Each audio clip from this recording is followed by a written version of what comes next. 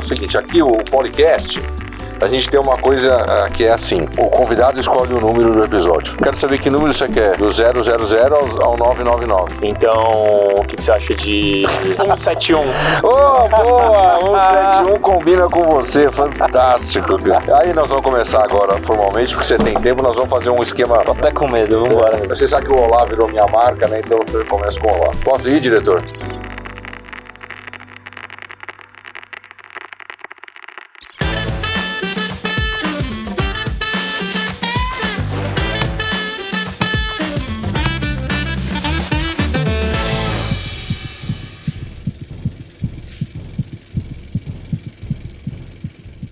Olá, estamos mais uma vez aqui, Policast, episódio 171. É um número que é recheado de significados e muito alinhado com o nosso convidado de hoje, certo? Sempre lembrando que o podcast é uma das caudas aí, sei lá como é que, dos tentáculos de um povo chamado Polinésia, que é a Escola de Marketing, Comunicação e Empreendedorismo do professor Ricardo Poli. Ao meu lado, sempre ele, o inabalável, o inacabável, né? O imparável Marcelo de Toledo Bernardes. É isso? Acertou. Acertei? Acertou. Acertei? Ele, mais conhecido como Toledo. É isso. Por mim, só por mim, certo? Pro mundo, Marcelo Bernardes. Por mim, chamado como Toledo, até para, né, honrar a sua origem, né, a sua genitora, Dona Cíntia. É isso. Como você está? Tô bem demais. Ansioso pelo podcast 171.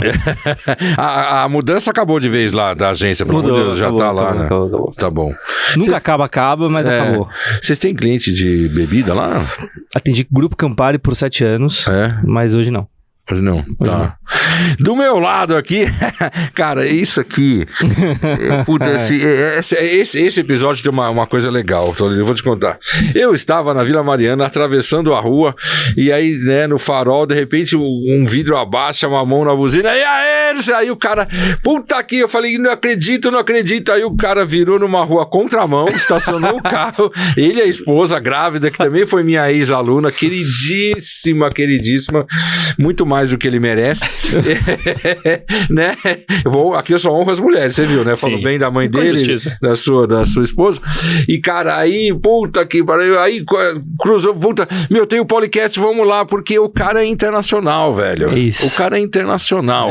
De uma baita marca que, assim, a potência, a força de uma marca muitas vezes medida pelo apelido que ela tem, né? Então, se eu falar pra você, vamos tomar uma verdinha, né? Tomar uma verdinha, você já sabe de que marca eu tô falando, cara. Claro. E esse rapaz aqui foi meu aluno... Você se formou quando, cara? Eu formei em 2008. 2008. Ele foi meu aluno, então, em 2006, né? Esse tranqueiro aqui foi meu aluno, depois foi meu orientando de PGE, o vulgo TCC da SPM, certo? Que era do Teatro Mágico. Olha só, o Teatro Mágico fazendo... A memória tá boa, apesar da idade. E esse figura aqui, junto com outros 2 figuras, era um trio, né? No PGE, que os outros 2 figuras que eu tanto gosto também. Cara, mas o Gui, cara, o cara, eu só sei que o cara, assim, a última coisa que eu soube dele é que ele se formou no PGE, foi super bem no PGE, e tá na Heineken. Eu visitei ele na Heineken aqui no Brasil, né?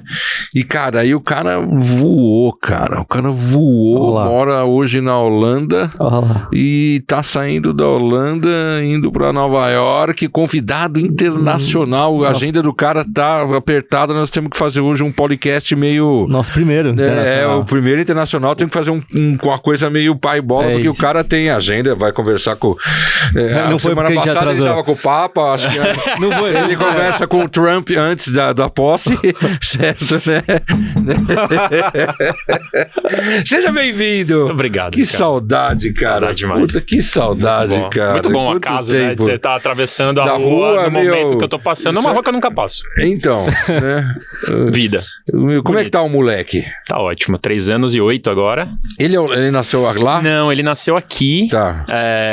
Em 2021, mas a gente se mudou, ele tinha 3 meses só. Então ele foi um Caralho, daqueles que bebês loucura. que voou naquele... Sabe aqueles cestinhos que a companhia aérea coloca na parede? Não sei se você já Sei, viu isso. Nunca vi. Na Tem um primeira cestinho fila. na primeira fila para bebês de até 6, 7 meses, não Tá. sei. É bem pequenininho. Ele fez essa viagem naquele cestinho. Caramba. E ele fala português? Fala porque em casa a gente faz questão de Dois falar português, idiomas, mas Demora mais pra aprender, mas aprende mais, os dois, né? aprende os dois. Ele, quando começou a falar os dois, porque ele foi bem pequenininho pra creche. Tá. Foi com 10 meses, então ele aprendeu o holandês e o português Tá. ao mesmo tempo. Fala os dois. Fala os dois, e aí mais recentemente, tem uns 5 meses, a gente colocou ele numa escola britânica pra começar a aprender Tá. o inglês. Não porque a gente queria que ele tivesse um terceiro idioma, mas porque o caminho natural das coisas, Sim, pra você quem vai tá pra- fora, é ir pra algum outro lugar. Sim. E saber inglês é, obviamente, mais interessante E a do patroa, que o como holandês. tá? Tá ótima. Tá ótimo. 27 semanas e meia. 27 anos e meio do Isso, segundo, do nasce segundo em menino. abril, do segundo menino. Uou. Mais um O menino. primeiro chama? Henrique. E o segundo? Tá na dúvida ainda de Tá. qual vai ser o nome. Ela Ela que tá vai entre escolher. Lucas e Gabriel. Ela que vai escolher, É porque óbvio, né? fui eu que forcei a barra por Henrique no primeiro. E aí, depois de eu forçar essa barra, ficou muito tem claro jeito, que o cara. segundo, fosse menino ou menina, a escolha era Queimou a dela. ficha. Eu tinha, no máximo, poder de veto. E você sabe que eu tenho uma história engraçada nesse sentido, que quando meu pai e minha mãe casaram, e combinaram, ó, o filho homem eu dou meu pai falou, se for mulher eu dou o nome, se for homem você dá o nome, né? Trocado. Aí nasceu o homem, minha mãe falou, então vai chamar Roberto, que é o nome do irmão da minha mãe. Aí meu pai falou, não sei o que, se vai ter o nome do seu irmão, também vai ter o nome do meu irmão. Aí ele pegou e deu o nome do irmão dele, né? Virou Silvio Roberto, SR. Aí era pra eu ser Sérgio Ricardo.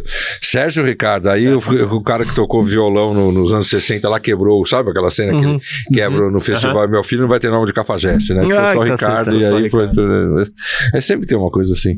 Mas ela tá bem, a gravidez tá bem. Tudo ótimo, graças a Tá Deus. bom. Tudo certo. Vai nascer em Nova York? Vai nascer em Nova York. Tá. Vai precisar, né? Porque a gente precisa se mudar no final de fevereiro, daqui 1 mês e meio. Tá. E como nasce em abril. A Isso. discussão era se nasceria na Holanda ou nos Tá. Estados Unidos. Acabamos aqui. Você tá em Amsterdã lá? Tô em Amsterdã, moro em Amsterdã. Pertinho do escritório, fazendo tudo de bicicleta. A gente vou fazer uma história ao contrário, então Vamos. vou começar de onde você tá pra ver de onde Vamos. você saiu. Então, Vamos. todo mundo sabe que você se formou na escola famosa da Vila Mariana. Sim. Fez o BGE do... A escola que todos queremos. que você fez lá o TCC do Teatro Mágico, dali vão pular e vão voltar num papo rápido, porque eu sei que você tem reunião Claro, acho que claro, com não, o vamos ministro lá. da Economia ou o ministro... Vamos lá, não é presidente com da a minha Bolsa. economia, mas é com quem paga meu salário, que é até mais importante. Não, mas vamos lá, sem correr. que doideira essa coisa. Como é que é morar na Holanda rapidinho assim, cara? É um choque cultural. Não Cara, imagina. como eu te falei quando a gente se encontrou, um brasileiro se adaptar à Holanda é muito fácil. Em 2, 3 meses você tá adaptado, porque é um país fácil, onde as coisas funcionam, as pessoas são razoavelmente receptivas, não tão receptivas quanto o brasileiro, mas assim, razoavelmente receptivas, é um país que está acostumado a abraçar pessoas internacionais. Sim, Eu cara. tiro o chapéu para um holandês que foi no Brasil. Isso deve ser muito difícil, mas muito difícil mesmo, assim. Imagina, você vai para um lugar onde tudo funciona. Olha que loucura. Você vai... Você não precisa se preocupar com absolutamente nada do que é básico. Nada. Você vai trabalhar de bicicleta De mesmo. bicicleta. Aqui em casa a gente tinha, como muitos casais, 2 carros, um cada um. Sim. Lá a gente tem 3 bicicletas. Uma minha, uma da minha esposa e uma bicicleta cargo, que é pra levar criança, levar compra. Sim, Cabe sim. até 4 crianças, é um cesto, 3 rodas na frente, uma atrás, elétrica. Esse é o nosso carro. Quando a gente vai, vamos no restaurante no sábado.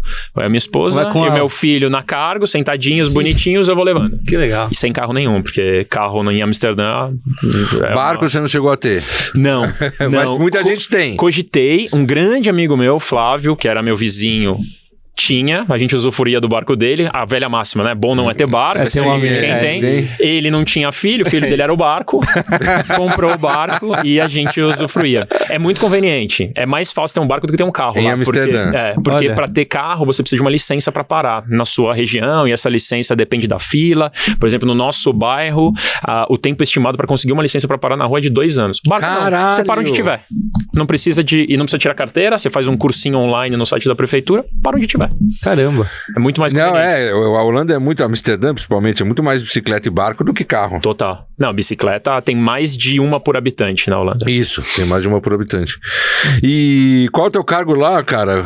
O que você faz lá? Na Holanda, eu sou gerente global de comunicação da marca Heineken. Então, Uau. basicamente, eu tenho ali duas funções. A primeira delas é liderar o desenvolvimento de campanhas globais de comunicação. Então, uma campanha de futebol, por exemplo, ou mais recentemente uma que foi ao ar aqui no Brasil, que é a campanha do Boring Phone, um celular desenvolvido para quando você não precisa de um celular, então você fica sempre no momento. A gente fez uma colaboração com a Bodega, uma marca fashion, e a HMD, que são os produtores da Nokia, e fez um aparelho telefone, um dumb phone, para você focar no que realmente interessa quando você está no bar.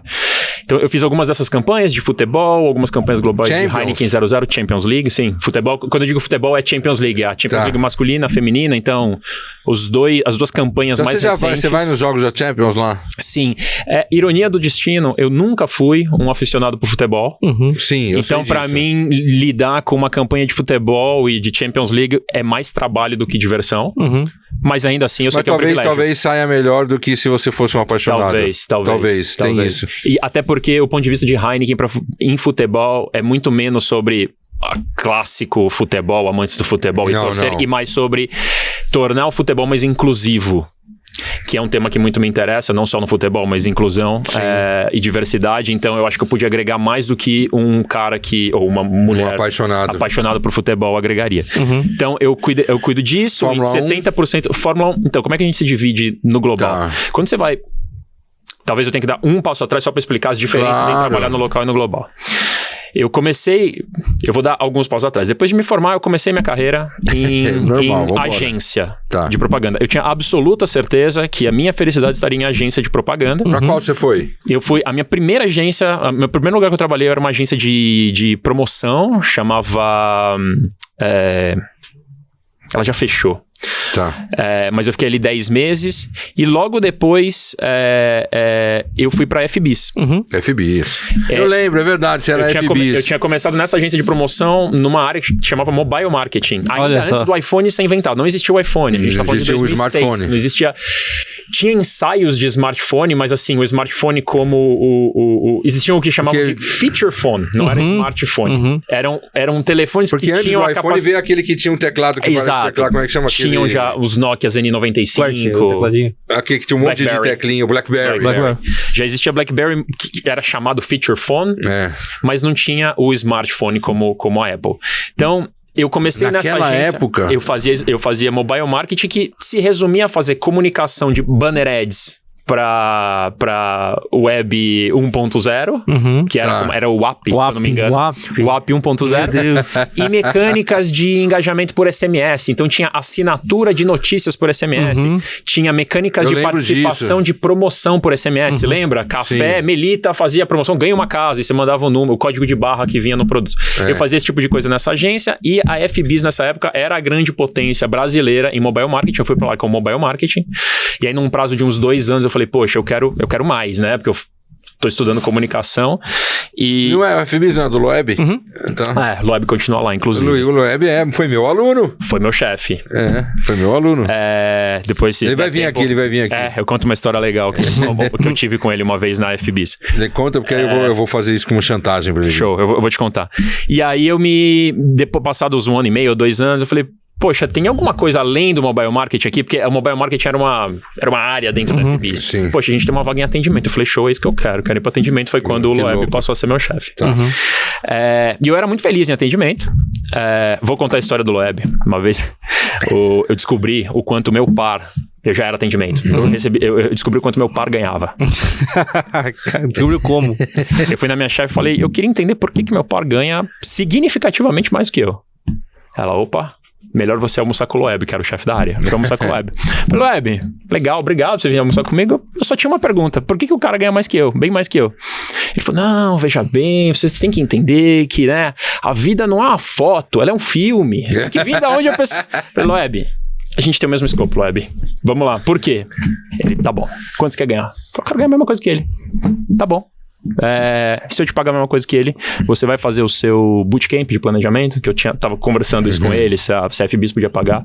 Você faz, e tipo, você paga do seu bolso? Eu falei, fechado. Ele, beleza, mês que vem, esse é o seu salário. Prático.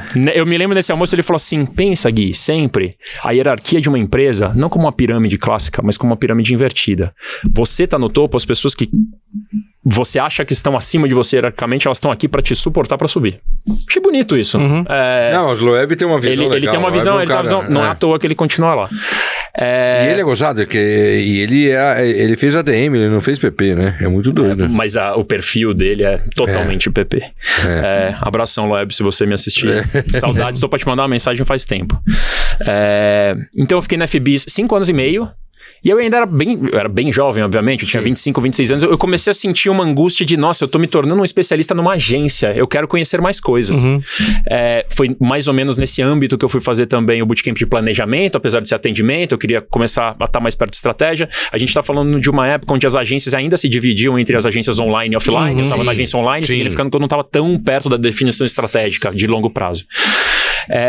Quando surgiu uma oportunidade na Wieden Kennedy. Eu atendia, nesse momento que eu tava na FBIS, eu atendia Itaú e a marca Kaiser da Heineken. Tá. E o time de Wieden Kennedy, a Wieden Kennedy tava recrutando uma pessoa para cuidar de Heineken, a marca Heineken. Kennedy é o... A Wieden Kennedy é a antiga agência da Heineken. Ainda é a maior agência independente do mundo, sediada em Portland, e tinha aberto há 2 ou 3 anos antes da minha chegada lá, um escritório aqui no Brasil. Era um alinhamento global, Heineken marca. E... o famoso global. Global, era agência global, de propaganda mesmo. E eles estavam recrutando pra Heineken e pra TIM.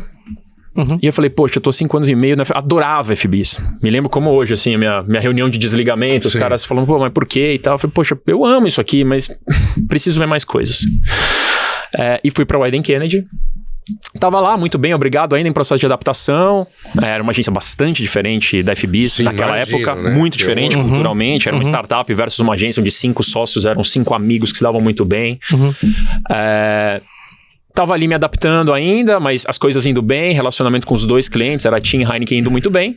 Um dia toca o telefone, fala, Gui, era o meu antigo cliente de Kaiser, de quando eu ainda tava na FBIS. Falou, Gui, eu tenho aqui uma posição em Kaiser, preciso de uma pessoa com um perfil mais comunicação, você é um cara que tem um perfil que muito nos interessa, você quer?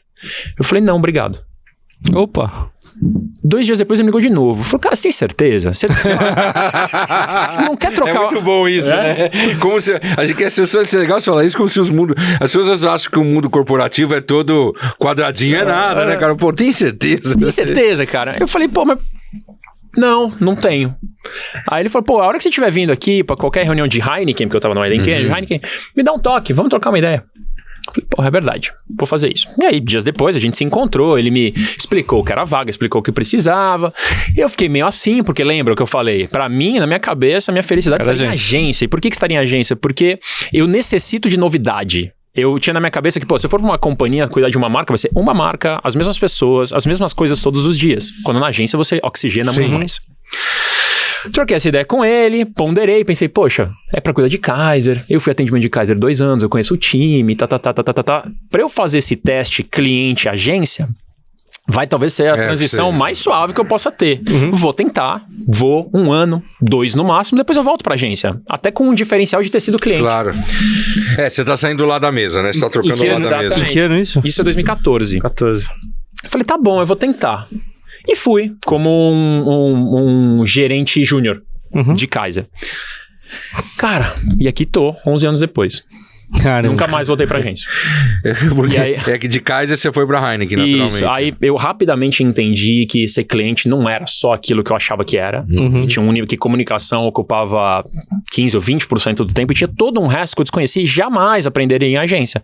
Então, aquela minha necessidade de aprender coisas novas, falei, porra, é aqui. Na agência eu meio que já entendi como o sistema funciona, eu posso crescer, mas como ela funciona... O produto é o mesmo. Vai ser mais ou menos o mesmo. Aqui eu posso, meio que tem... É como se várias avenidas se abrissem na minha frente. Então eu fiquei em Kaiser 3 anos. Depois, em 2017, fui promovido a gerente de Heineken. E Heineken, bom, aí é outra história. Aí é outra história, fui de Kaiser pra Heineken. Fui da marca que era a marca talvez mais popular do portfólio pra marca que tem o nome da família, né? O nome da companhia. Sim. Lembrando pra quem tá nos assistindo, nos ouvindo, a Heineken é uma companhia que tem mais de 400 marcas de cerveja ao redor do mundo. Inclusive uma que tem o mesmo nome da companhia. Porque é o nome da família. Então, nossa, velho, então é isso? Então, pô, 400 marcas mais no mundo? Mais de 400 marcas no mundo. Se for olhar no Brasil, nem sei quanto tem umas 15 ou 20. Porque no Brasil ela comprou, né? Ela chegou, depois ela comprou a Kirin, que era a antiga Skin Cariol. Isso, exatamente. A Skin Cariol tinha sido vendida pra Kirin, e 2 anos depois a Kirin vendeu pra Heineken. Comprado a Eisenbach e outras pequenas. Exatamente. Né? Então, outras pequenas. Só pra registro, a Heineken hoje tem as marcas Amstel, Eisenbach, Lagunitas, dentre as marcas populares, além da Kaiser, a Skin, a Glacial e assim por diante. E várias outras que não me vêm à cabeça agora. 400 marcas pelo mundo, pelo amor de Deus. Bastante marca. E aí me tornei gerente da marca Heineken aqui no Brasil em 2017. Aí você foi ascendendo dentro da estrutura. E aí Heineken é uma marca que... Pô, a marca é incrível. Tem bastante guidance global, mas que associada à criatividade, inventividade e vontade de fazer do brasileiro, assim, foi consequência. Aconteceu o que a gente vê hoje Heineken ser. Eu me lembro de, em 2009, tá conversando com os meus amigos do PGE, do TCC, o João e o Rodrigo, e eles falarem, pô, Heineken não me desce, é muito amarga, a ressaca da Heineken é pior, puta, é muito difícil tomar esse negócio. Assim, a gente tá falando de 15 anos atrás, olha o que a Heineken virou. Sim. Sabe o que eu vejo? Isso aí, porque eu vejo os caras da padaria onde eu frequento, a Gemel, ele fala assim, pô, no final de semana vamos tomar uma verdinha, vamos tomar uma... dentro e a gente mais simples, que ganha, né, salários mais módicos, né, e tal, mas assim, ela virou a premium dessa galera, né? Ela é aquele luxo que você pode ter. Esse cara provavelmente não pode ter um relógio Tag Heuer, pode não ter um carro de luxo, mas ele pode tomar uma Heineken 2 no final de semana. E tem um lance de acreditar na pureza, que ela é muito mais... Né, que é totalmente verídico. Sim. Então, aqui ainda em Heineken no Brasil, depois eu fui promovido mais uma vez, agregando também a função de gerente da marca Sol. Então, por algum tempo, eu gerenciei só a maior e a menor do portfólio. Uma vez a gente foi tomar uma cerveja no boteco, não sei se você lembra disso, lá na Vila Mariana, na esquina, e acho que era cerveja Antártica, né? E tinha um lance de ser... não, tem Heineken, tem que ser Heineken, não sei o quê. Lógico. Por que eu vou pagar o bônus de outra pessoa se eu posso pagar o meu próprio? E aí, em 2021, veio... Então, aqui na Heineken, como em qualquer grande companhia, quando você gere uma marca, você gera essa marca bastante holisticamente, né? Eu estava muito perto de vendas, de supply e assim por diante, cuidando dos 4Ps.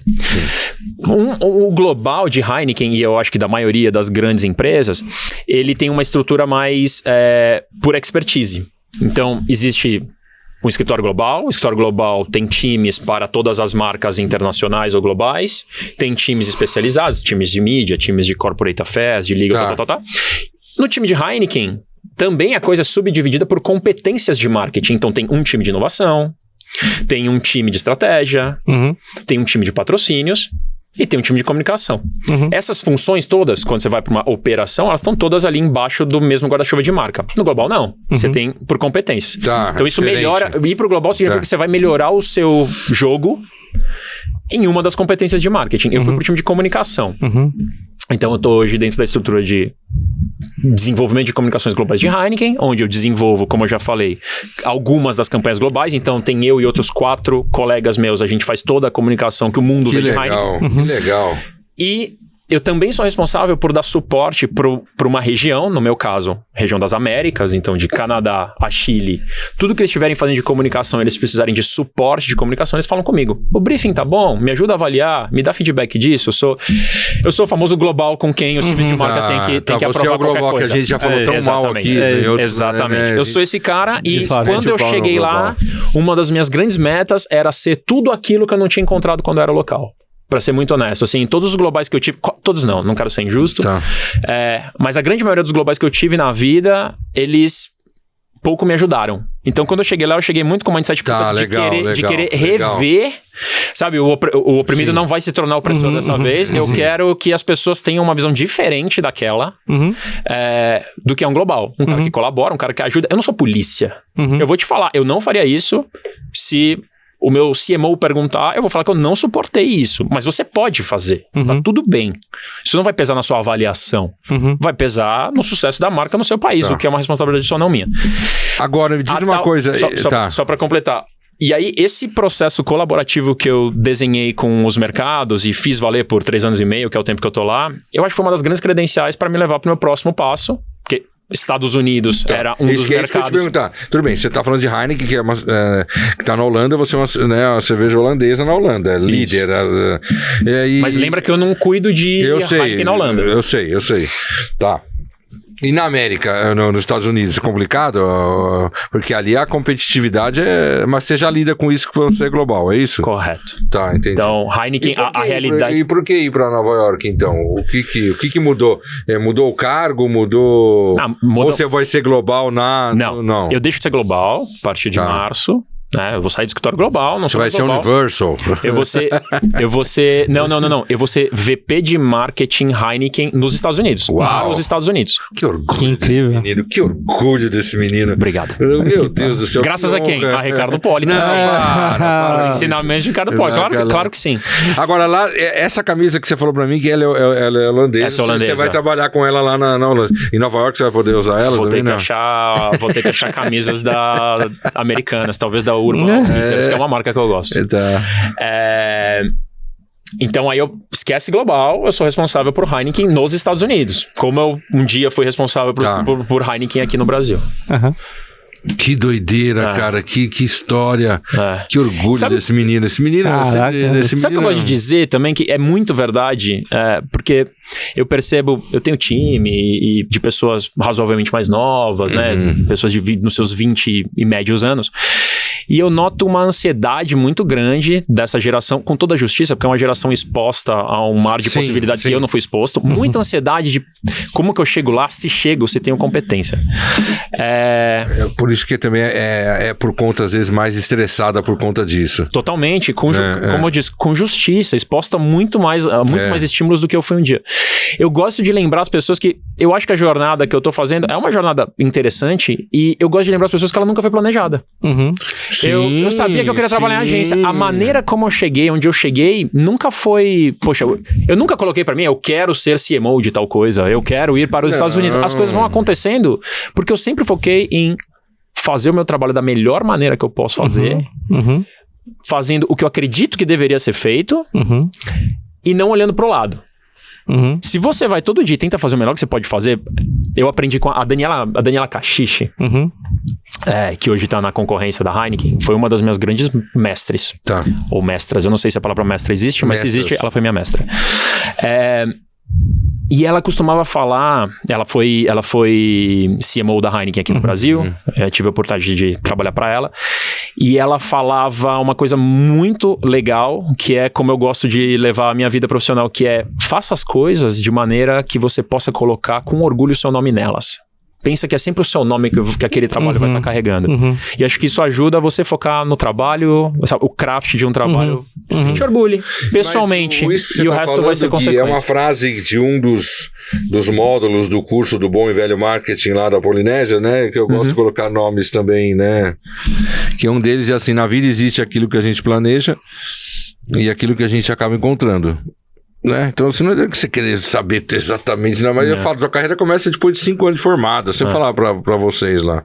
E a outra coisa, assim, o primeiro passo é metade do caminho, né? Só que o caminho só acontece quando você passa por ele, velho. Se você não fizer o caminho, se você ficar olhando o caminho de longe, é só um pedaço de terra. Então, assim, não dá pra... Né? Não dá... Você descobre o caminho percorrendo o caminho. Só percorrendo o caminho. E não adianta você ter todo o planejamento do mundo pra sua carreira, achar que você vai... Não. Cara, tem aquilo que acontece, tem o acidente, tem a gente se encontrar no farol aleatoriamente na Vila Mariana e você tá aqui, velho, entendeu? Total. E vem cá, você não fala holandês? Não, só com inglês? Meu filho fala, eu não. É difícil? É, né? Imagina. Assim, quando você entende um pouco a estrutura dele, se você fala inglês, é razoavelmente mais fácil, porque a estrutura da construção de frases e a estrutura de várias das palavras, ela segue mais ou menos uma lógica do inglês. Mas o falar é totalmente diferente. Então, lendo, eu consigo capturar, eu não consigo ler palavra a palavra, mas eu consigo capturar a ideia de algo escrito. Algo falado é muito difícil. E, honestamente, não é um idioma... É feio isso que eu vou falar, mas ele não é um idioma muito útil, porque só se fala holandês na Holanda. Então, tem isso. Fica uma coisa... Meu filho aprendeu, porque é pra creche e a comunicação era 100% em holandês lá, mas não aprendi não. Tinha uma campanha que uma vez a gente conversou, que eu falei com você, que até eu te dei uma cutucadinha, mas eu vou cutucar de novo aqui. Então, talvez eu não tenha dado a cutucada, eu vou te cutucar agora. Por favor. Você lembra de uma campanha uma campanha de Heineken pós-pandemia, no final da pandemia, que tinha vocês fazem a velha guarda, o pessoal mais velho na balada? Sim. Aí a primeira... The Night is Young era o nome dessa The campanha. Night, né? E aí você falou que isso levou uma certa burdoada no mundo digital aí, essa campanha. Era o pessoal, porque assim, a galera mais velha que tomou vacina primeiro, então, né, era então, e era muito bom, lindo, o filme era lindo, né? E não sei se eu me identifiquei também por causa da sua idade, você tá bem longe daquela idade lá. Eu sei, mas assim, era uma campanha muito legal, né? Eu até falei, eu acho que eu cheguei a comentar com você, muito legal essa campanha, e levou burdoada. A gente precisou contornar. Que aconteceu agora, porque não tem mas nessa hora a marca não tem que falar assim, porque ali vendia-se uma grande ideia, né? Sim. Uma grande ideia. Sim. Nessa hora a marca não tinha que chegar lá e falar assim, não, é isso que eu acredito e ponto final, e foda-se quem acha diferente disso. Isso não é não é da personalidade da marca Heineken. Não, assim, antes de discutir se isso é da personalidade da marca Heineken, eu não respondi a sua primeira pergunta, a marca não tem que stand for? Honestamente, eu acho que não. E aí eu vou te explicar por quê. Só para dar o contexto para quem tá ouvindo, era uma campanha campanha de 2021. Isso. No momento onde a vacina havia sido desenvolvida e a vacinação tinha começado pelas faixas etárias mais velhas. Isso aconteceu no mundo inteiro, óbvio. E existia uma resistência grande, especialmente das gerações mais novas, que acho que tá muito ligado. Eu sou novo, eu sou imune, né? Eu sou invencível. Tem outra coisa aí, Gui. Assim, eu vejo a minha mãe falando de vacina. Essa galera nova não viu o mundo sem vacina. Não viu o filho morrer de sarampo. Não viu o filho morrer de poliomielite. Sequer viu o vírus da AIDS se contaminar. Minha mãe falava assim, sua avó falava assim, enquanto eu tinha um filho morto em cima da mesa, eu tinha outro com sarampo na cama. E aí quando veio a vacina, veio a glória de Deus. Por isso que é muito importante. Aí a gente entra num outro certame, que é por isso que é muito importante a gente manter a memória de coisas e fatos históricos vivas. Mas enfim, não vou lá agora, só falando da campanha, que existia, a Heineken identificou, o mundo identificou. Como é que era a assinatura final? Eu vou falar. Os jovens não queriam se vacinar. E foi quando o mundo descobriu que existe um movimento anti-vacina muito grande, especialmente em países super desenvolvidos. E a assinatura da campanha, que foi o nosso grande aprendizado, eu diria, era: The night belongs to the vaccinated. A noite pertence a quem é vacinado. Nossa! Aí a gente foi mexer num vespeiro. Porque, apesar de, pessoalmente, as pessoas envolvidas na concepção da campanha acreditarem nisso, você é livre para pensar que você não deve se vacinar. Mas eu achei a provocação tão boa. A provocação é ótima. O Poli acha a provocação ótima. O Gui acha a provocação ótima. Quem não quer se vacinar ou tem medo ou simplesmente não tem acesso à informação suficiente para avaliar se a vacina é segura ou não, pode não querer se vacinar. Tem o direito de. Fala, puta, eu não quero me vacinar ainda. Eu quero me vacinar daqui 1 ano. E você acaba se afastando deles. Não é o lugar da Heineken, uma cerveja, falar que você deve ou não deve. Não, a noite pertence a todo mundo. É isso. Talvez fosse o lugar do Ministério da Saúde, mas não de uma cerveja, não de uma marca. De forma... Você me entende? Porque não adianta eu promover a inclusão, a diversidade, ou vamos abraçar a diversidade. Eu nem sei se eu poderia estar falando isso, né? Porque eu sou um representante de Heineken. No futebol, mas a hora que eu falo da vacina, fala, porra, não, a noite não é pra você. Claro que a noite é pra você também. Mas então... Eu acho que a gente... Teve um erro de diagnóstico, então? Não, eu não acho que o erro tenha sido de diagnóstico. A gente não acho que o erro foi diagnóstico, eu acho que a gente aprendeu a não ser uma assinatura de campanha, ela nunca pode ser preto no branco, porque a gente já aprendeu. Dias atuais, então, existem mais do que 50 tons de cinza. O que você está querendo me dizer é que foi uma questão ingênua, então, vai. Vocês nem pensaram que isso poderia ter dado a polêmica que deu. Eu acho que a gente subdimensionou a conversa anti-vacina que estava rolando nas redes sociais. E não é da personagem, porque tem marcas que são mais incisivas né, nessas questões do mundo, né? Mas eu entendo. E assim, era um momento onde todo mundo estava olhando para telas. Então, era um ponto de vista muito relevante. Assim, a campanha foi durante a noite que ela atingiu, eu já não me lembro qual era, mas era um número impressionante. A gente nunca investiu um único centavo de real em mídia daquilo. O que todo mundo conhece foi absolutamente orgânico. Então, o insight era muito genuíno. Se a gente tivesse escrito a conclusão, a linha de campanha de uma forma ligeiramente diferente, como a gente chegou a exercitar depois, acredito que ela teria ficado lá e a gente teria investido mais mídia do que realmente foi. Era realmente um ponto de vista muito, muito forte. Muito doido. O diretor, você me avisa do tempo aí, hein, rapaz? Que veja o relógio aí, se você me avisa também. Eu quero saber do seguinte, qual o desafio de Nova York? O grande desafio de Nova York agora? Heineken... Por que você lá? Eu acho que, por alguns motivos... Heineken nos Estados Unidos é uma marca que as pessoas amam, mas não é uma marca que tem escala como ela tem no Brasil, como ela tem na Holanda. Brasil mesmo? Já chegou nesse nível, é? Ah, sim. Sim. O Brasil é muito importante para a Heineken no globo. Os Estados Unidos também ou os Estados Unidos também são. Os Estados Unidos também são. O país Estados Unidos é muito importante porque é um país de dimensões continentais. Sim, mas 250 em share de mercado, a Heineken ainda é relativamente pequena. Então tem um potencial gigantesco. E por que é pequena? Por várias oportunidades. O mercado lá é extremamente fragmentado, né? Comparado com o Brasil, é um mercado fácil perto da complexidade do mercado dos Estados Unidos. Existem uma série de oportunidades para fazer a marca crescer. Eu acho que o fato de eu ser brasileiro e com espírito brasileiro inventivo e de vamos fazer e vamos aprender é um dos fatores que contribuiu para a escolha do meu perfil. Segundo, a minha jornada em Heineken no Brasil, comprovada. Você já falou com o Heineken do México, do Chile, o terceiro ponto é o fato de eu ter tido uma experiência no global e conhecer diversas dimensões ou realidades de Heineken em diferentes mercados, né? Então eu colaboro com todas as Heinekens na região das Américas, mas em virtude de um projeto que eu lido no global, eu falo com vários mercados especialmente de Europa e Ásia. Então eu conheço o contexto de Heineken na Coreia do Sul, na África do Sul, na Itália, além do Brasil, dos Estados Unidos, da Argentina, Como os Estados Unidos é um mercado extremamente fragmentado, você ter a habilidade de... Fragmentado, o que você entende por muitas marcas? Muitas marcas e semi-infinitos perfis de consumidores.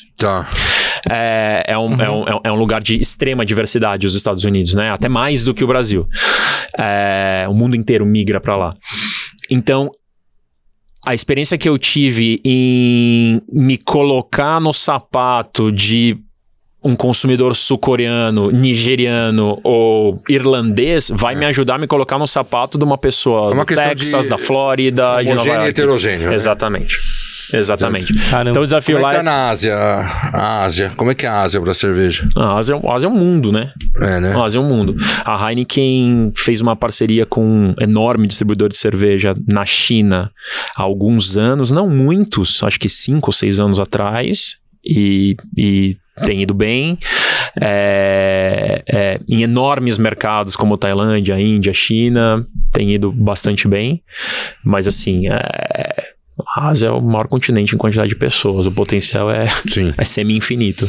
Heineken Zero, e aí, como é que foi? Pegou? Porque aí foi a única, acho que uma cerveja zero bem posicionada, né, cara? Que eu vejo, eu não vejo outra cerveja zero tão bem posicionada como o Heineken. É uma das belezas de trabalhar numa empresa holandesa, que toma decisões de forma colegiada. A Heineken não foi nem a primeira, nem a segunda, nem a 10ª cerveja a lançar uma marca 00. Mas foi a primeira a lançar uma boa cerveja 00. Então não dormiu no barulho de uma concorrência que lançava produtos pela velocidade. Mas só quis lançar no momento que tivesse um produto realmente bom. Cara, obviamente as campanhas de comunicação, estratégias de lançamento são excelentes. Sim. Mas o que fez o sucesso de Heineken Zero acontecer foi o produto. Você toma eu tomo Heineken Zero regularmente, tô fazendo nesse momento, não tô tomando álcool solidariamente a minha esposa, então tomamos os dois só Heineken 00. Mas eu tenho diversos amigos que hoje estão... o hábito de ser mais consciente no consumo de álcool faz as pessoas hoje intercalarem. Eu tomo uma normal, uma zero, uma normal, uma zero, uma normal, uma zero, para ficar bem por mais tempo ao longo da noite. É o que a gente chama de moderação. E o produto, se você parar de pensar a respeito dele, estamos aqui conversando e tá tomando 00, você não nota a falta do álcool. Então, assim, o grande sucesso tem muito a ver com a qualidade do produto, com o gosto do produto. E aí, em cima disso, vem estratégias de ativação, comunicação, que são realmente legais. Agora, outra coisa que a gente se cruzou lá na Vila Mariana, e você falou um negócio, né, que me chamou a atenção. Você acha que o consumo de cerveja no mundo... tudo bem, o mundo é muito diverso, né? Mas assim, existe uma tendência de... Todo mundo falou que as pessoas iam deixar de beber refrigerante e não deixaram de beber refrigerante. A Coca-Cola existe até hoje, por aí vai. Com cerveja, você acha que as pessoas têm... Como é que é essa coisa da cultural do não beba, ou beber não faz bem para a saúde? Porque tem um monte de médico, youtuber que fala que você beber não faz mal para a saúde. Você acha que o consumo de cerveja no mundo, a cultura da cerveja no mundo está comprometida? Como é que a Heineken vê isso? Não, acho que muito pelo contrário. Acho que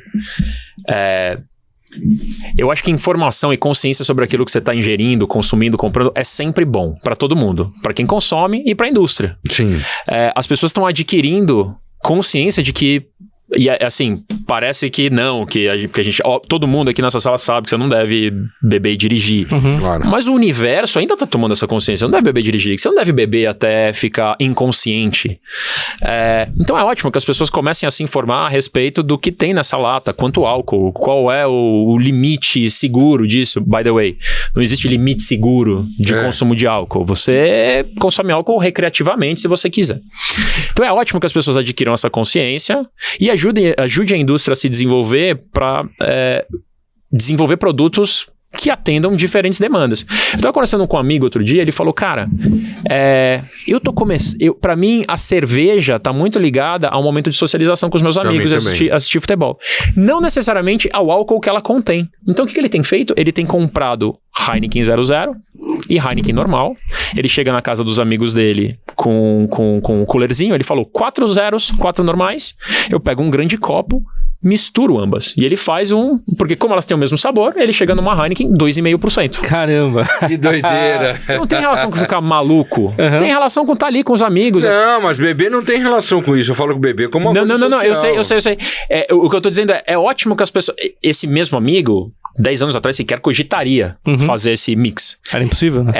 Era impossível aqui no Brasil, mas ainda que tivesse 00, não cogitaria. Ele só tá fazendo isso porque ele adquiriu conceito. A gente tá discutindo o impacto do álcool na socialização.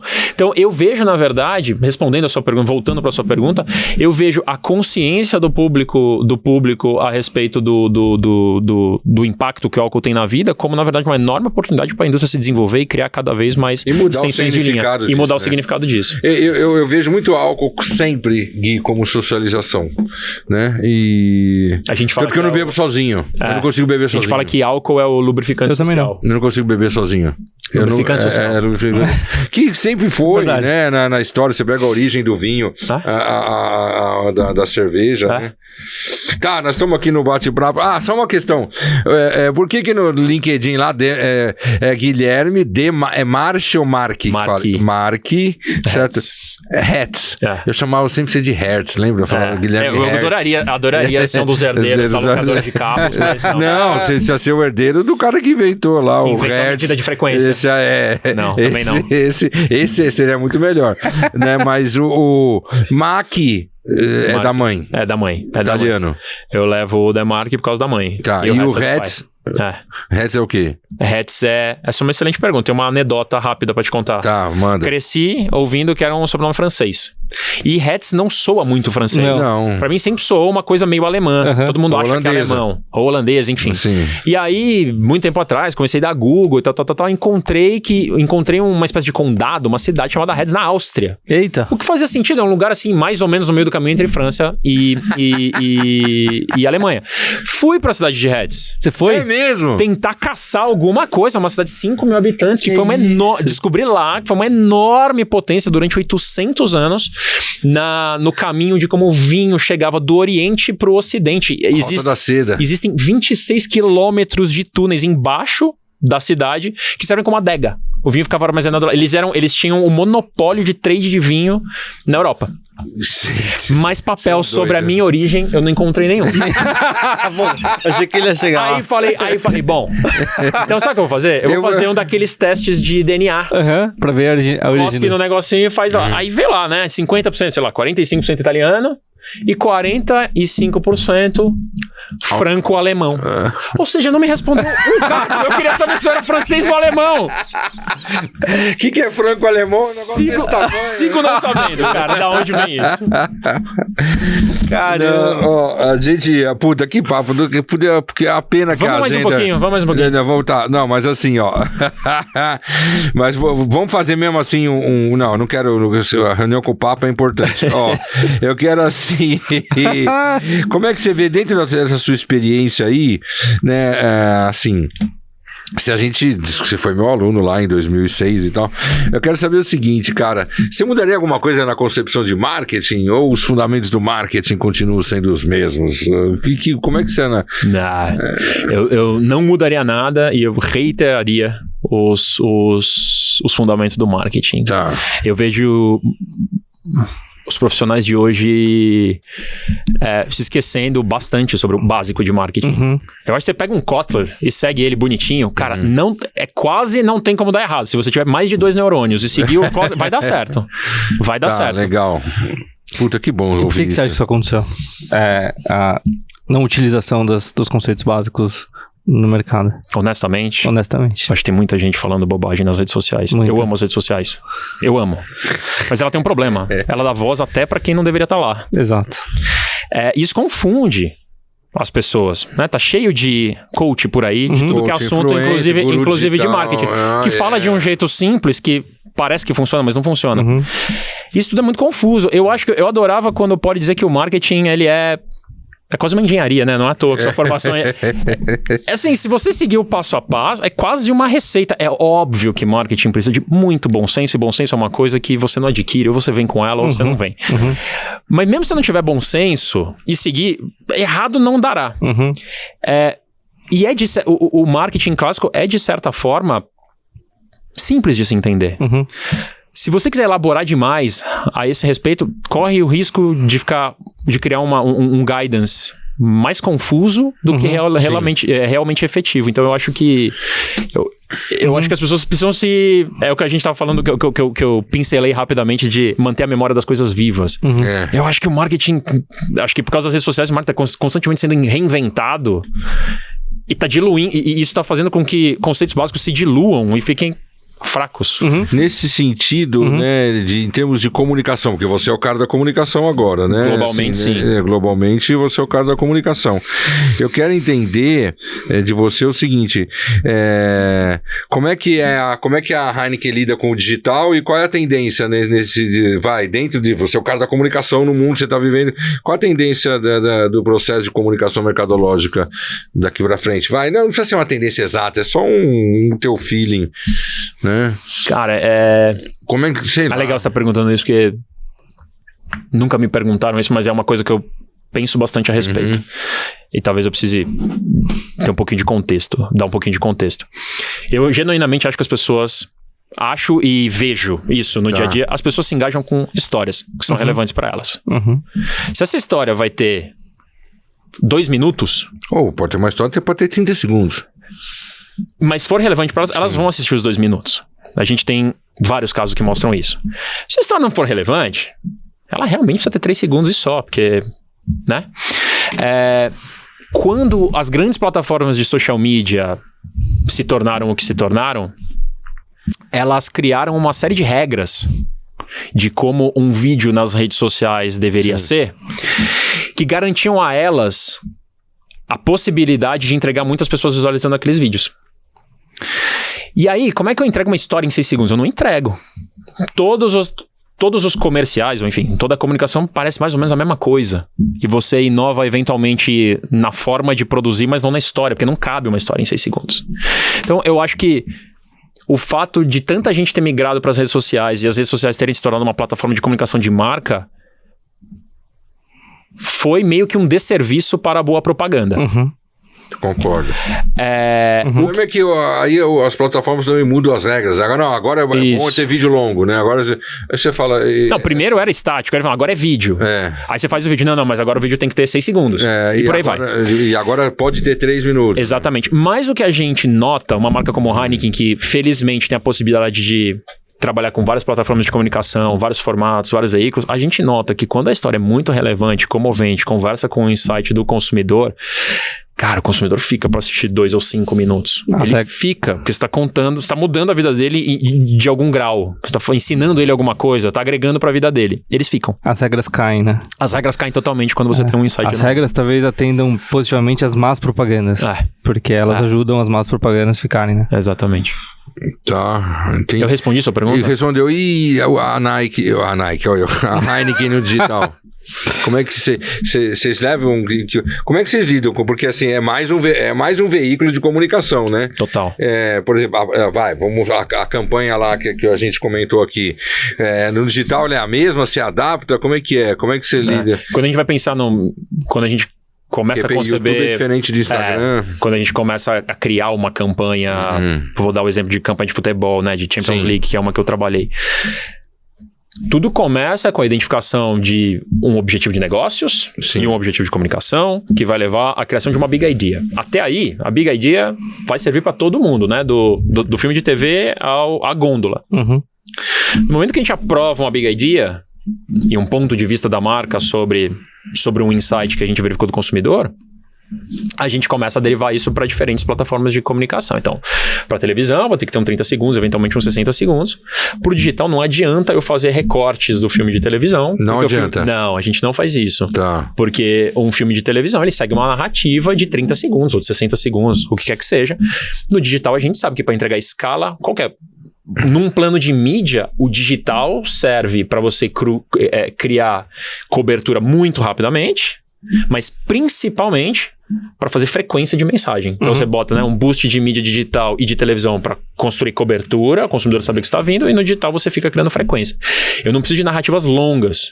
Tá. Então, significando que eu cortar 6 segundos de um filme de TV, de uma outra história concebida de outro jeito, não vai funcionar. Então a gente cria peças para o digital. Ou seja, são peças diferentes. Exatamente. E aí, mais recentemente, a gente notou que, por exemplo, uns 6 segundos, ou sei lá, 10 segundos de Instagram Reels não performa exatamente igual se eu pego essa mesma peça e coloco no TikTok ou no Snapchat.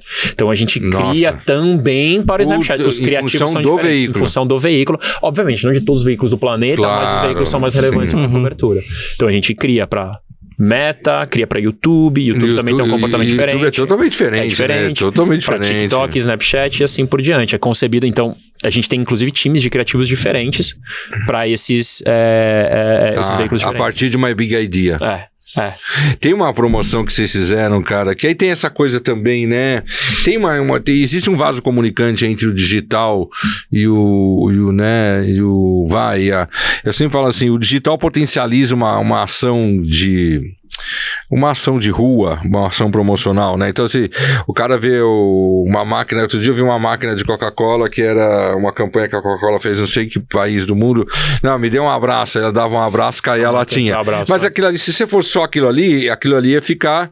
Ia ser uma coisa... 5 pessoas. Agora, como tem alguém filmando, isso... Assim, e parece que é muito maior do que realmente é. Então isso eu acho legal, essa que eu chamo de potencial gramofônico que o digital dá, né? Porque às vezes é uma ação simples, pequenininha, que a partir do momento que vai pro digital ele bomba. Como foi a campanha que vocês fizeram, que eu já usei em palestras sem pedir autorização para vocês, mas tá no YouTube, então foda-se. Que é a campanha do casal de namorados, que foi a Heineken Brasil que fez. Você tava na... A da Champions League? Que vai pra final, que as meninas vão pra final? Foi você que coordenou aquilo? Foi, cara, não foi. Essa aí aconteceu um ano antes de eu chegar no time de Heineken. Eu tava lá na companhia, mas eu não trabalhei nessa. Porque foi uma campanha que teve uma repercussão fantástica, né? Eu coloco isso e na palestra as pessoas, né? Puta, muito legal, né? Essa foi uma campanha de enorme sucesso aqui no mundo. Ela, se eu não tô enganado, ela ainda hoje... Essa campanha de 2016, a gente tá falando quase 10 anos atrás. Ela é a campanha que mais teve visualizações orgânicas na história da Heineken. Caramba. E ela é uma campanha brasileira. E eu tô falando... Ela tá no ranking mundo de maior quantidade de visualizações orgânicas. É brasileira, do que a gente pode auditar, né? Porque muita coisa rola no WhatsApp, você nem sabe. Agora é maravilhosa a campanha. Você lembra dessa campanha, não? Essa era uma campanha da Champions League. Eu não vou me lembrar do título do filme agora, mas vou fazer o seguinte, eu vou colocar a campanha no final do episódio. Tá ótimo. Pronto, né? A gente vê. Tá ótimo. Muito legal. Agora vai, um recado pra quem tá começando. Vai, bola. Faz o seu, não se preocupa com quem tá do lado. Você não tá competindo, tem espaço pra todo mundo. Faz aquilo que... Bota no trabalho aquilo que você acredita. Como pessoa, antes de como profissional. Sabe? Usa o trabalho como uma ferramenta pra tornar o mundo melhor de acordo com o que você acha que o mundo deveria ser melhor. Fantástico, belo recado. Um ping-pong agora, pai bola, tá? Pum, ping-pong. Uma marca que você admira fora sua, né? Fora a Heineken. É fácil, Nike, tá. Mas seu tênis não é Nike. Não mas tem vários da Nike lá. Seu tênis colorido não é Nike. Seu principal concorrente? Não posso falar o nome, né? Pode, velho. Ambev. ABI, óbvio, né? Ambev é um nome brasileiro. É o grande concorrente, né? Sim. Mundialmente eles são hoje o maior do mundo. Nos Estados Unidos você vai sofrer com eles. Ou eles vão sofrer comigo. Tá certo. Às vezes é melhor ser desafiante do que ser líder. Quase sempre. Né? É melhor. Tá, algo que ninguém sabe sobre você que você não disse aqui na entrevista. Fora a questão que você coleciona tênis. Que agora eu já falei também. Que a gente... que ninguém sabe sobre mim. Uma coisinha, sei lá. Um dia você... né? Você jogou... Você foi jogador de polo aquático. Uma curiosidade da sua vida que ninguém sabe, que você não falou aqui. Eu... Tem até alguma ligação com o meu trabalho hoje. Eu sou web designer. Programação de web, sei fazer sites. Eu sabia, né? Sabia. Na adolescência eu quis estudar isso, fui fazer curso numa... Lembra da Microcamp? Microcamp. Fiz um curso de 1 ano e meio, desenvolvimento de websites. Puta, e você acha que é focado disso que caiu na comunicação, que caiu Não, eu decidi trabalhar em comunicação antes disso. Tá. Eu tinha 14 anos quando eu decidi que era comunicação. Sabia que eu também? Você também? Eu também. Só que, cara, eu aprofundei, eu já faço PHP, mas tudo por mim, assim. Mas você foi fazer a SPM e PP por conta disso, não? Não. Tá. Era só um interesse meu. Imagina. As pessoas estavam praticando esportes e eu, gordinho, fui estudar como fazer programação. Acho que a sua resposta pra essa minha pergunta devia ser, eu já fui gordinho, então. Eu já fui obeso. Já foi obeso? Eu já tive 120 quilos. Aí todo mundo, sempre que eu falo isso, a pessoa não sabe, eu falo assim, não, mas você é alto. Eu falo, mas pra 120 quilos eu tinha que ter 6,5 metros.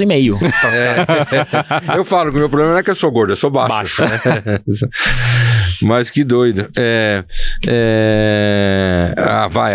Ponto 4. Em uma palavra, uma decepção na vida. Decepção na vida. É difícil não ser polêmico. Pra mim. Eu sei. Não, mas aqui você pode, porque aqui você tá falando com o polêmico, certo? Muito pesado eu falar Deus? Não. Gostei. Eu posso explicar? Claro. Eu cresci indo à igreja com meu pai. Tá. Ia todos os domingos, eu fui batizado, catequizado, crismado, todos os rituais. E eu perdi meu pai aos 14 anos. Esse que me levava à igreja todo santo domingo, todos os domingos da minha vida, dos 2 aos 14 anos eu fui à igreja. E eu me senti decepcionado com Deus quando ele morreu. Tipo, sem aviso. Perfeito. Não foi justo. Não. Obviamente, depois. Claro. Eu não tô dizendo que eu ainda sou decepcionado. Não. Depois eu vim a entender. Claro, mas foi uma decepção. Não, mas é claro. Mas perfeito. Caramba. Eu não sabia. Não sabia. Vai, então vamos lá. Essa é a hora que você vai falar, hein? Professor Poli, em uma palavra. Fantástico! Tá. Você não fez a sua pergunta. Quer acabar? O que eu faço? Não, pode fazer depois. Era só uma curiosidade. Você passou na prova do poli ou não? Passei. Passou? Eu tenho o famoso diplominha assim, guardado isso. Você ganhou o prêmio Ricardo Poli de Marketing 3? Sim. Não é possível. Que fantástico. isso? Ele ganhou, ele é diplomado, né? Que a gente faz aqui a contabilidade, quem passou ou não. Eu quero saber o seguinte, qual é o seu sentimento nesse exato momento? O que passa pelo seu coração neste exato momento? Que a vida é muito louca. Né? A vida é muito louca. Isso é bom, esse sentimento é bom. Nada disso do que a gente conversou hoje foi algo planejado. Uhum. Mas esse é o espírito do podcast mesmo. A vida é muito louca. Pro bom sentido. Então, quer dar sua mensagem final? O seu recado final pra gente acabar, que você tem reunião com o Papa. Se você é um profissional do marketing, divirta-se. Não leve tão a sério. Você não é cirurgião, como é que fala? Cirurgião cerebral, né? Cerebral. O neuro. Você não é neurocirurgião. O neurocirurgião não dá pra ele se divertir. Tudo bem, né? qualquer porcaria que você fizer, eventualmente é consertável. Sabe? Tipo, tenta se divertir. As pessoas estão levando a vida em geral. Eu gostei muito do que você falou faça uma coisa que você teria orgulho de ter assinado, né? Exato. Uhum. Esse é o nome lá. Pensa sempre isso. Pensa mas é um quadro do Van Gogh, né? Ele deve ter orgulho. Fez 0 dinheiro em vida, né? É uma história triste, mas... Ele fazia o que ele acreditava. E assinou muita coisa. Mas tipo, tenta se divertir um pouco. O holandês é o Rembrandt, né? E o Van Gogh. E o Van Gogh também, né? Ambos, o Rembrandt, ambos. Né? Teve uma escola holandesa grande de pintura. Eles são... Tem Rotterdam, né? O bairro onde fica Heineken. Uhum. Chama The Pipe. Todas as ruas são nomeadas com nomes de pintores. Olha. Ou artistas plásticos. Tem muita gente. E os caras são grandes lá, né? Eu sei que a média da altura do homem holandês é a maior do mundo. É a maior do mundo. É a maior do mundo. A média do homem holandês é 1,88. Oi? Média? Que isso, cara? Eu tenho diversos colegas de trabalho com 2 metros. Porra. Diversos. É muito comum. E a mulher é 1,75, parece, né? Isso eu não lembro. Parece que é 1,75, é alto 1,77, uma coisa assim. Eles são grandes, cara. O leite lá é melhor mesmo? É mais gostoso? Não só o leite, como qualquer coisa derivada do leite é fantástico. O chocolate da marca do supermercado é maravilhoso. É nesse nível, sim. Então, e barato. Uhum. Isso é uma coisa que eu vou sentir falta. Queijo, leite, sorvete. Sorvete da marca local dá um pau em muita beijo de leite daqui. Exato.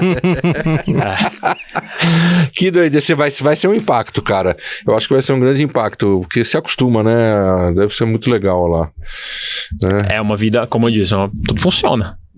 Você não precisa se preocupar com nada que é saúde básico. Também? O sistema de saúde, ele é...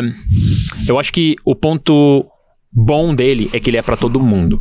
Né? Você vai fazer uma intervenção, qualquer ela que seja, você e a pessoa que trabalha na sua casa vão passar por exatamente o mesmo processo. Você não compra furar a fila como é no Brasil. Uhum. Então, eu acho que se você compara a qualidade para uma pessoa que, tem dinheiro no Brasil, aqui é muito melhor, porque é muito mais fácil. Você pagou, levou.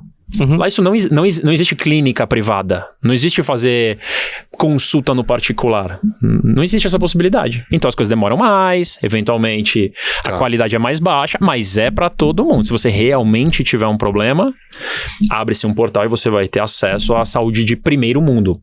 Ganhe você 100 euros por semana ou 100 mil. Uhum. Que é uma coisa que, infelizmente, a gente tem o SUS, que é maravilhoso e tal, mas ele não funciona nesse nível de qualidade. Um dia vai chegar. Vai chegar. Tomara a Deus. Mas é que nós estamos num país de 220 milhões de habitantes também, né? E também de 200 milhões de contribuintes. Certo. Uhum. Certo. Qual a população da Holanda? 17 milhões. 17 milhões. Amsterdã são 800 e poucos mil. Assim. Menor que Campinas. Menor que São José dos Campos. Que doido. É muito pequeno. Mas muito internacional, né? Sim, não. Pô, legal. Toledo, seu recado final, suas impressões a respeito do nosso primeiro convidado internacional. Né? Primeiro de muitos, eu espero. Eu queria mais 3 horas aqui. Dava. Só pra falar de comunicação, a gente... Eu só aqui, fiquei assistindo porque foi muito bom, cara. Prazer e... Obrigado. Obrigado por ter vindo. Por fim, o meu Gui, não tem, a gente é, né, assim, existe tem uns caras que é foda, né, vocês dois, assim, sempre teve, né, que não precisa falar muita coisa, então, assim, obrigado, cara. Obrigado a você. Muita sorte muita sorte assim, como eu escrevia nas provas, né, eu falo assim, a sorte só é necessária para os despreparados. Era a minha frasezinha no final da prova ali. Eu gosto também de quanto mais eu trabalho, mais eu tenho sorte. É isso, boa. Então, assim, cara, que seja legal Nova York, né? Que nasça bem o segundinho. O segundo que der, cujo nome sua esposa dará, né? Manda um beijo pra ela, tá? E, cara, obrigado, né? Obrigado, Poli, obrigado, Toledo. Encerramos aqui, eu espero os nossos teleouvintes, telespectadores agora entenderam por que ele escolheu o número 171, certo? Nada mais notório que depois do final desse vídeo. Eu quero agradecer a todos os nossos ouvintes, lembrando que gravamos aqui nos estúdios cinematográficos de Amaury Mauro. A pós-produção é feita pelo Besouro Fazedor de Ideias e este podcast ainda não é patrocinado pela Heineken. Quem sabe um dia, certo, né? Colocaremos aqui uma garrafinha da cerveja verde, né? Fica aí a indireta. Poxa, eu nem e o apoio, sempre com o apoio da Purple, a Purple do Toledo, do Marcelo de Toledo Bernardes. Toledo, mais uma vez, obrigado. Tamo junto. Beijo pra elas, abraço pra eles. Caraca, hein? Obrigado, cara. Imagina, obrigado a vocês pelo convite. Nossa. Quem sabe não tem espaço para o episódio 300 daqui a uns anos. Então, mas você trazer uma cervejinha, né? Um dia.